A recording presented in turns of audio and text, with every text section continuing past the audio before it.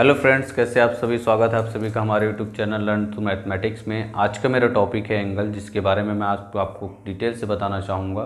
ये वीडियो मैं हिंदी और इंग्लिश दोनों में बना रहा हूँ, ठीक है। तो आप ज़रूर देखिएगा एंड तक, और वीडियो को लाइक शेयर करना नहीं भूलिएगा, और चैनल को सब्सक्राइब जरूर कीजिएगा। जैसे मेरे सामने है न्यून कोण।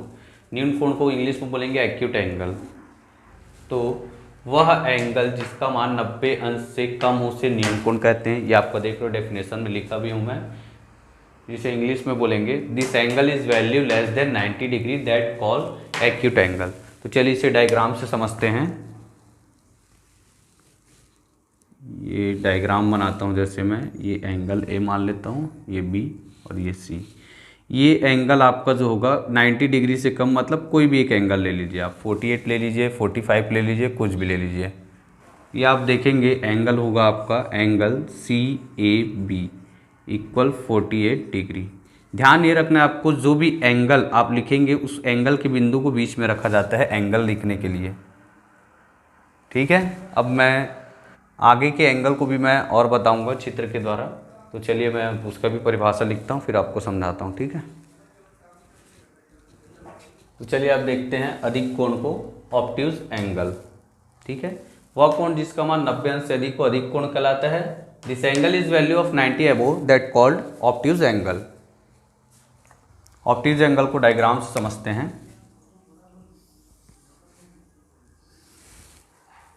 ए बी सी 90 अबोव मतलब 115 ले लेते हैं इसको।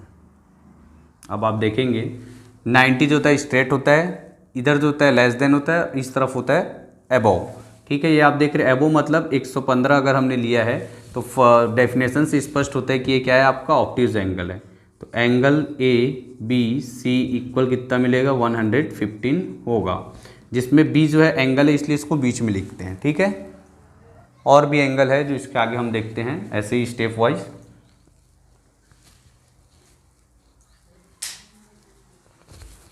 नेक्स्ट एंगल देखते हैं समकोण, जिसे इंग्लिश में राइट एंगल बोलते हैं। वह कोण जिसका मान 90 अंश हो समकोण कहलाता है। The angle is value of 90 degree that's called right angle. इसे भी डायग्राम के थ्रू समझते हैं।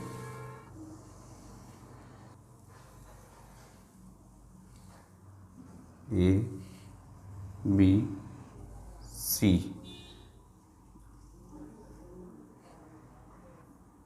यह आपका हो गया 90 डिग्री। 90 डिग्री बताया था आपको स्ट्रेट होता है। स्ट्रेट के इस पर होता है 90 लेस देन, और इस पर होता है 90 एबो, ठीक है। ये आपका समकोण त्रिभुज देख रहे हैं आप, जिसका मान 90 अंश होता है। 90 अंश है angle A B C equal 90 degree. ये मैं बीच में इसलिए रखते हैं एंगल को, बार बार इसलिए बता रहा हूँ क्योंकि बच्चे इसी में कन्फ्यूजन होते हैं। जिसका एंगल है उसे इधर लिखें या इधर लिखें, ठीक है। तो जिसका एंगल होगा उसे बीच में लिखिएगा, ठीक है। अब चलिए आगे बढ़ते हैं, दूसरे कोण को देखते हैं, ठीक। तो अब हम स्टार्ट करते हैं सरल कोण, स्ट्रेट एंगल। सरल रेखा पर बना कोण सरल कोण कहलाता है, जिसका मान 180 डिग्री होता है। This angle is making of straight line. This angle is value of 180 that called straight angle. इसको डायग्राम से समझते हैं। तो चलिए डायग्राम से समझते हैं इसको। ये हो गया ए, ये हो गया बी, यहाँ मान लेते हैं ओ। ये जो एंगल है आपका स्ट्रेट एंगल कहलाएगा, जिसका वैल्यू कितना है 180 होता है। ये आपका स्ट्रेट लाइन देख रहे हैं आप, ये ए से बी की ओर जा रहा है स्ट्रेट लाइन, ठीक है। ये जो टोटल वैल्यू होता है 180 होता है, ठीक। ये हमारा हो गया स्ट्रेट एंगल। सरल रेखा पर बना कोण सरल रेखा पर बना कोण सरल कोण कहलाता है, जिसे हम स्ट्रेट एंगल बोलते हैं। इसका वैल्यू कितना होता है 180 होता है, ठीक है। अब नेक्स्ट एंगल को देखते हैं। तो चलिए अब देखते हैं आसन्न कोण, जिसे एडजेंट एंगल बोलते हैं। ऐसे दो कोण आसन्न कोण कहलाते हैं जो एक ही सरल रेखा पर एक उभयनिष्ठ भुजा की सहायता से बने होते हैं। Two such angle are called adjacent angle which are formed on the same straight line with the help of a common side. इसे हम डायग्राम की सहायता से समझते हैं।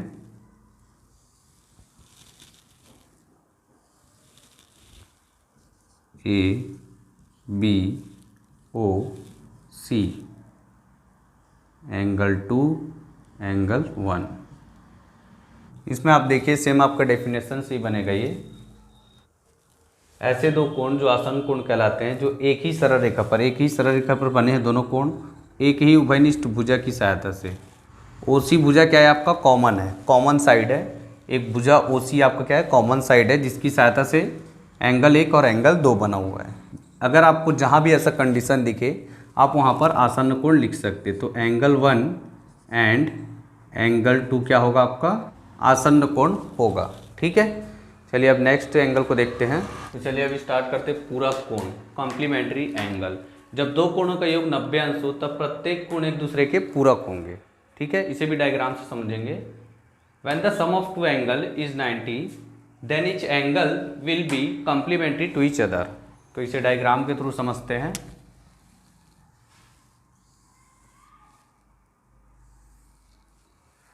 ए बी सी डी, इसे आपने मान लीजिए आपका ये हो जाएगा 17, ये हो गया आपका मान लीजिए 20।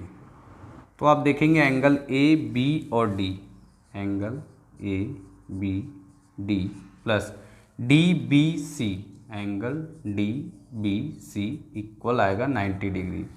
कैसे, तो देख लेते हैं हम लोग ऐड करके।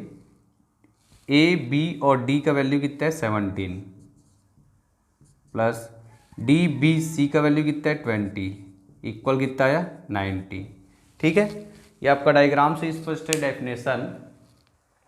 जब देखेंगे दो कोणों का योग 90 अंश होता है, जब दो कोणों का योग आपका क्या हो रहा है 90 अंश, sum of two angle is equal 90 degree, तो आपका क्या कहलाएगा, कॉम्प्लीमेंट्री एंगल कहलाएगा।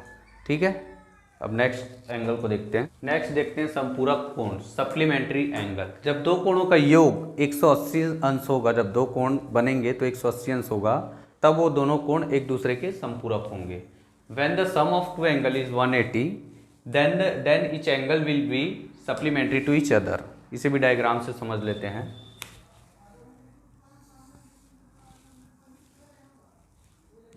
ए बी सी, सॉरी इसको ओ कर लेते हैं, सी बी। ठीक है, अब आप देखिए, आप यहाँ पर आपको दो एंगल दिख रहे हैं, ए ओ बी और बी ओ सी।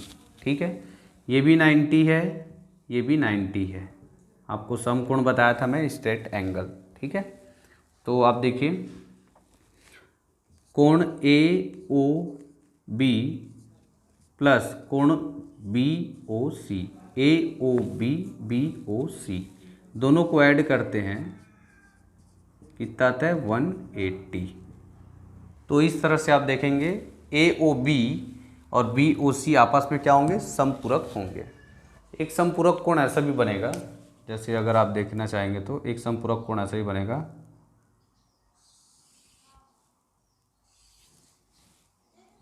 ए ओ बी सी। ये एंगल आप 120 का ले लीजिए, ये एंगल आप 60 का ले लीजिए। यहाँ भी देख रहे होंगे आप, ये दो एंगल मिलके 180 बना रहे हैं। Angle A O C 60, C O B 120, दोनों को सम करेंगे तो 180 होगा। इस तरह यहाँ angle A O C O B के समपूरक होगा, एक दूसरे के समपूरक होंगे। ठीक है, आगे और भी एंगल को हम देखते हैं। तो चलिए अब स्टार्ट करते हैं। शीर्षाभिमुख कोण, vertex angle and vertically opposite angle जिसे कहते हैं। जब दो कोण एक दूसरे के सामने प्रतीत हो तो उसे शीर्षाभिमुख कोण कहते हैं। When a two angle is in front of same that's called vertex angle. इसे भी डायग्राम की सहायता से समझते हैं। ये जैसे कि आपका एक डायग्राम है, ये आपका क्रॉस हो रहा है, जैसे टू लाइंस आपस में जब इंटरसेक्ट करते हैं। ठीक है, ये आपका ए बी मान लो, ये पी, ये क्यू मान लो, इसे ओ मान लो, ये आपका ओ है। ठीक है, यहाँ आपने लिया 40 डिग्री, 40 डिग्री, यहाँ मान लो 60 ले लिया आपने, ये भी आपका 60 ही होगा। ठीक है, अब देखते हैं जैसे कि 60 कैसे होगा।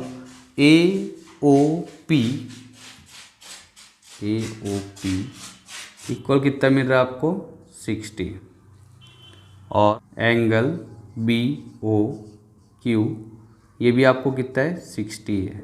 अब देखिए BOQ आपका 60 है और AOP भी आपका 60 है, तो इस डेफिनेशन के थ्रू हम देखेंगे ये दोनों क्या होंगे, शीर्षाभिमुख कोण होंगे।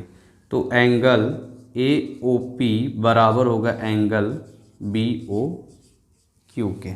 ठीक है, अब नेक्स्ट एंगल को देखते हैं। अब हम देखते हैं समांतर रेखा जिसे पैरेलल लाइन बोलते हैं। जब दो रेखाएं एक दूसरे के समान दूरी पर चलेंगे, समान दूरी पर होते हैं एक दूसरे के, मैं आपको डायग्राम के थ्रू समझाऊंगा, लेकिन एक ही डायरेक्शन में जाएंगे और एक दूसरे को कभी प्रतिच्छेद नहीं करेंगे, उसको बोलेंगे हम समांतर रेखा है, parallel Rekha. When two lines both in same direction but any point not intersecting the two lines called parallel lines. तो चलिए डायग्राम से समझते हैं।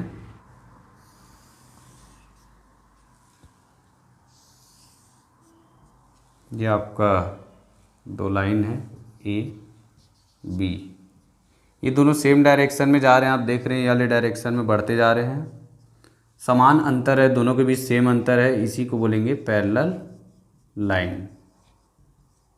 ये दोनों एक दूसरे को कभी इंटरसेक्ट नहीं करेंगे।